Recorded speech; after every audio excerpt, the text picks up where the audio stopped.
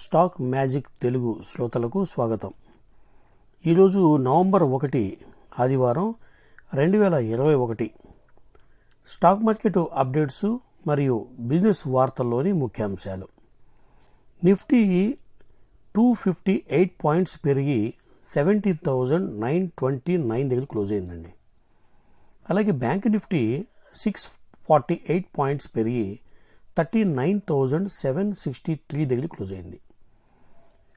Last వీక్లో కంప్లీట్గా market down అయ్యి ఈరోజు కాస్త సస్టైన్ అయ్యి మరీ డౌన్ అవ్వకుండా రియాలిటీ, మెటల్, ఐటీ షేర్స్లో బయింగ్ అనిపించింది.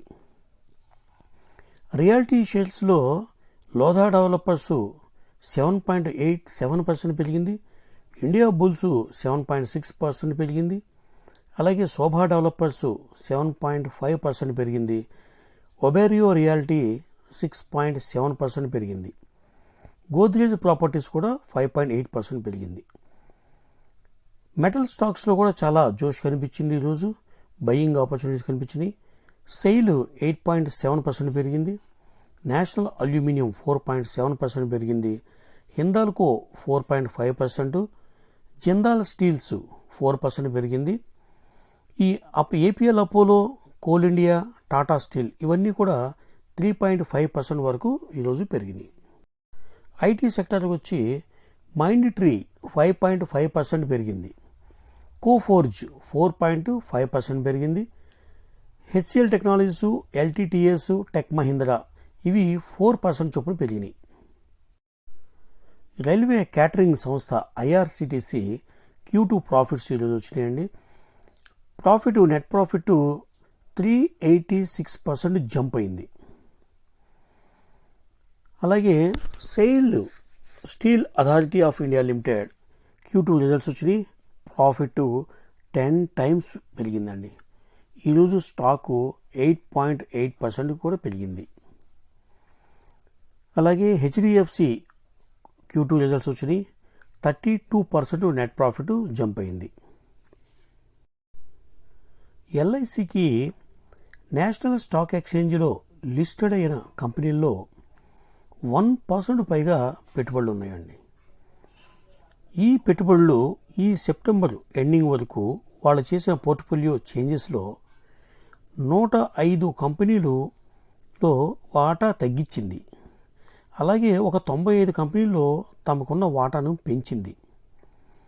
ఏదైతే తన వాటా తగ్గించిందో ఆ కంపెనీ షేరు నిజంగానే గ్రోత్ తక్కువ ఉండి 2.39 పెరిగింది. ఏదైతే వాటా 95 షేర్లు పెంచుకుందో అవి అనూహ్యంగా 10% గ్రోత్ని ఇచ్చినాయి. కాబట్టి సెప్టెంబర్ 30 నాటికి ఎల్ఐసి ఈక్విటీ 9.39 ట్రిలియన్ క్రోర్స్గా ఉందండి. 1 ట్రిలియన్ అంటే 1,00,000 కోట్లు. 9.39 ట్రిలియన్ మొత్తం ఎల్ఐసి యొక్క ఈక్విటీ ఈ రోజున ఉంది.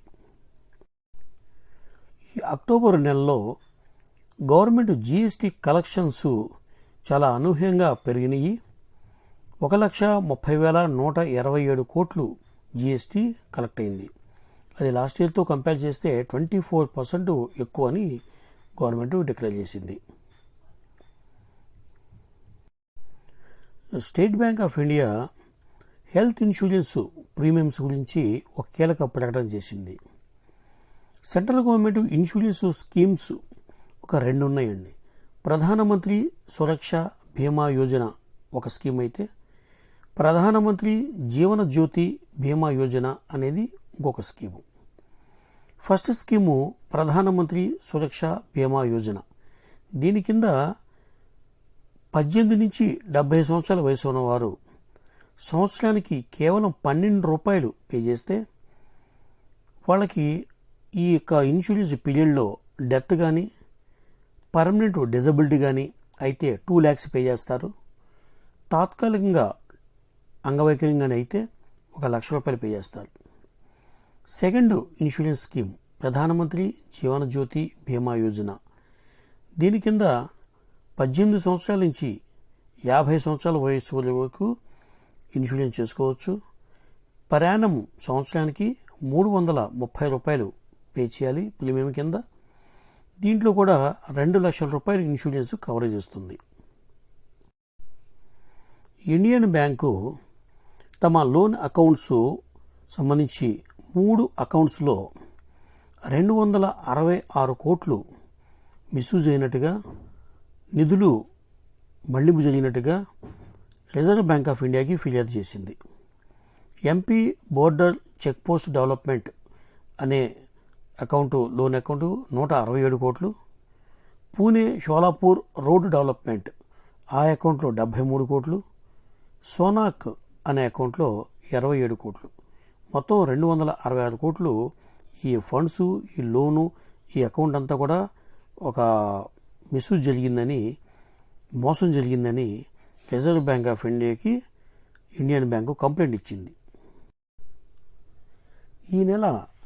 ఈ అక్టోబర్లో, గడిచిన నెలలో PMI index, purchase managers index, ఇది పెరిగిందండి. 53.7 సెప్టెంబర్లో ఉంటే 55.9గా పెరిగింది. పర్చేజ్ మేనేజర్ ఇండెక్స్ పెరగటం అంటే కంపెనీస్లో, ఫ్యాక్టరీస్లో, పర్చేజ్ డిపార్ట్మెంట్లో పర్చేజ్ మేనేజర్స్ వాళ్ళు రా మెటీరియల్ కొంటారు. ఈ నెలలో వాళ్ళు ఎక్కువ కొన్నారు. అక్టోబర్ నెలలో ఎక్కువ కొన్నారు అంటే అర్థం వాళ్ళకి దానికి తగ్గట్టుగా కంపెనీకి ఆర్డర్స్ ఉన్నాయి అంటే ఫ్యూచర్లో ఇండస్ట్రీస్ అనేది నెక్స్ట్ క్వార్టర్లో, కమింగ్ మంత్స్లో చాలా అగ్రెసివ్గా పెర్ఫామ్ చేయబోతున్నాయి అనేది ఒక పాజిటివ్ ఇండికేషన్. ఎస్కార్ట్స్ కంపెనీ తమ సేల్స్ డీటెయిల్స్ ఈరోజు డిక్లేర్ చేశారు. ఎస్కార్ట్ కన్స్ట్రక్షన్ ఎక్విప్మెంట్ 15.8% గ్రోత్ అయ్యిందండి ఇయర్ ఆన్ ఇయర్, అంటే లాస్ట్ ఇయర్ ఇదే మంత్తో సేల్స్తో కంపేర్ చేసుకుంటే. అలాగే ఎస్కార్ట్ అగ్రి మిషనరీస్ 1.1% మాత్రమే డౌన్ అయింది లాస్ట్ ఇయర్తో కంపేర్ చేసుకుంటే. అలాగే ట్రాక్టర్ ఎక్స్పోర్ట్స్ 58.1% పెరిగిందండి లాస్ట్ ఇయర్ ఈ మంత్తో కంపేర్ చేసుకుంటే. టాటా మోటార్స్ గత సంవత్సరం Q2లో 314 కోట్లు నష్టం వస్తే ఈ ఇయర్ Q2లో సెకండ్ క్వార్టర్లో 4,442 కోట్లు నష్టం వచ్చింది. అయితే రెవెన్యూ లాస్ట్ ఇయర్ క్వార్టర్లో 53,530 crores వస్తే ఈ సంవత్సరం రెవెన్యూ పెరిగి 61,379 కోట్లుగా నమోదు చేశారు. యాక్చువల్గా టాటా కంపెనీకి major income, major profit area ఎక్కడ ఉందంటే జాగ్వార్ ల్యాండ్ రోవర్ ఈ కార్లు సేల్స్ వల్లే టాటా మోటార్స్కి ప్రతి సంవత్సరం ఎక్కువ లాభాలు వస్తాయి. అయితే ఈ JLR ప్రొడక్షన్ అనేది చిప్ షార్టేజ్ వల్ల, ప్రొడక్షన్ తగ్గడం వల్ల ఈ కంపెనీకి లాస్ట్ ఇయర్ నుంచి ఇప్పటి వరకు కూడా నష్టాలు వెంటాడుతున్నాయి. జెన్యూన్గా చిప్ వల్లే, ఈ ప్రొడక్షన్ లేకపోవడం వల్లే ఈ నష్టాలు కదా, లేదా కంపెనీ బ్రహ్మాండంగా పెర్ఫార్మ్ చేస్తుందనే ఉద్దేశంతోనే బయట ఇన్వెస్టర్లు దీన్ని బ్రహ్మాండంగా షేర్ కొంటూ ఉన్నారు. రాబోయే కాలంలో మంచి పెర్ఫార్మ్ చేస్తుందనే నమ్మకం ఇన్వెస్టర్లో ఉంది. Bandhan bank Q2 results 7% down అయిందండి. అలాగే Maruti Suzuki domestic passenger vehicles sales 33.4% down అయింది ఈ మంత్, లాస్ట్ మంత్తో కంపేర్ చేసుకుంటే.